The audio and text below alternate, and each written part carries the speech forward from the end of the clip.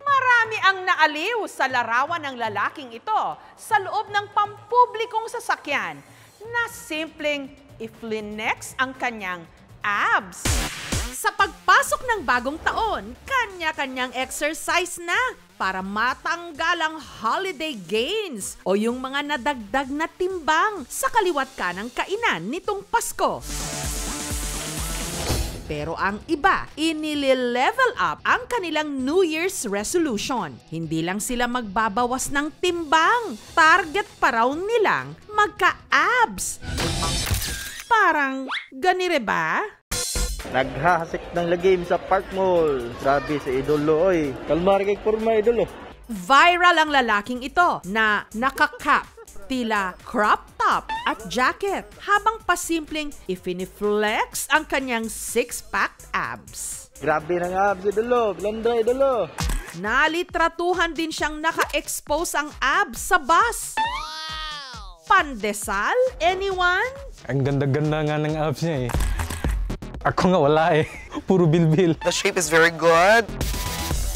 Plus the texture is very hard. And it's masarap.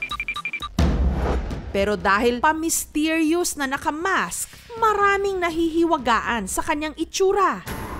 Baka iba yung reality expectation. Ang pangit ang kanyang mukha. Kaya hinanap namin ang lalaking pwede raw peg ng mga may journey to fitspiration ngayong bagong taon. At dito sa Lapu-Lapu City sa Cebu, naispatan siya ng aming team. Uy, si Idol! Ang 27 anyos na si Lloydie. Pinataas ko lang yung damit ko kasi mabilis akong pinapawisan kapag naiinitan.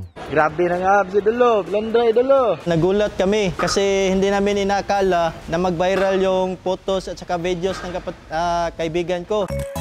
Napansin ng kaibigan ko, "Oy pare, marami nang kumukuha ng picture at saka video." Sabi ko naman sa kanya, "Yaman lang, nasanay na ako dyan." Dami-daming nagsasabi sa'kin sobrang gwapo ko. Lahat sila ay elib sa postura at good anyo. Mamatay na ismile, sabayan pa ng kinat. Mapapasay ka na lang sa'kin ng how. Simula nga raw nung pinagsishare ang kanyang photos online, si Lloydie naging instant celebrity. Astig, pati mukha may abs. Face reveal naman sana next, Idol. Pangit yan kaya nagmamas. Abs ng kahirapan. Hindi ko naman po sinasadya yun kasi po nasa COVID restrictions po tayo eh. Kaya sa gabing ito, si Lloydie may pa-face reveal. Pangit nga ba ako? Pwedeng paki-confirm. Hindi ko naman po kinukonsider na gwapo yung sarili ko. Hindi ko rin kinukonsider na pangit ako. Nakakaawa lang po yung opinion ng mga tao. Kasi yung nasa isip nila, puro lang itsura. It's either gwapo ka or pangit. Ako ay sobrang gwapo.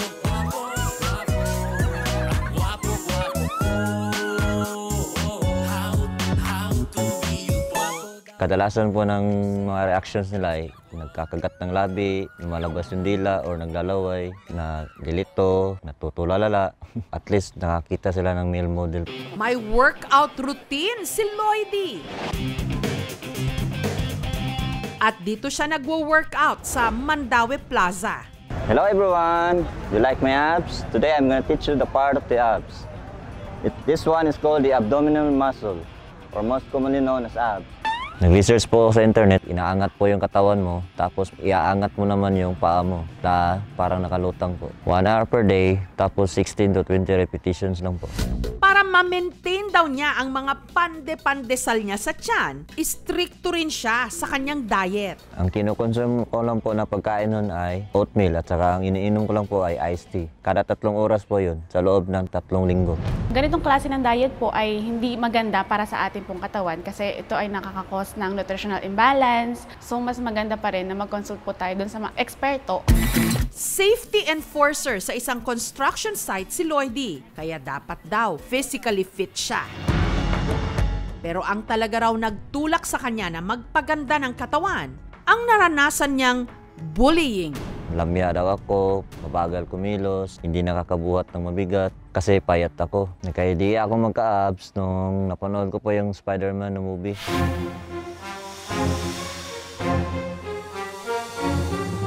Kasi iba po yung reaksyon ni MJ yung nakita niya ng abs ni Spider-Man. Kinikilig. Matapos nga ang halos isang taon ng puspusang diet at workout, nakamit ni Lloydie ang pangarap niyang six-pack abs. Ako ay sobrang guwapo.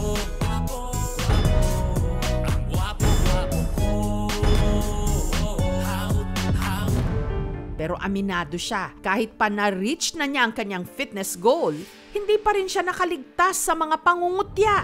Yung iba po, yung nasa isip lang nila, puro mukha, hindi nila alam kung ano yung talino at saka paano mag-stay in shape. Doon sa tumatawag sa akin ng hipon, kayo na po bahala. I know in my mind and my body that I'm more capable than you. Yung abs ko po, every girl's weakness, proven ko na po yun. Kaya ngayon, tuloy-tuloy pa rin daw siya sa pag-workout. Hindi na para maka-impress lang sa iba, kundi para sa kanyang sarili. Maging confident lang po tayo sa ating sarili kasi yung kanyuan po natin, nakabase po yan kung sino po tumitingin sa atin. Humanap po tayo ng field kung saan po tayo magaling. Sobrang guwapo ko. At yan ang baon niya sa bagong taon, pandesal.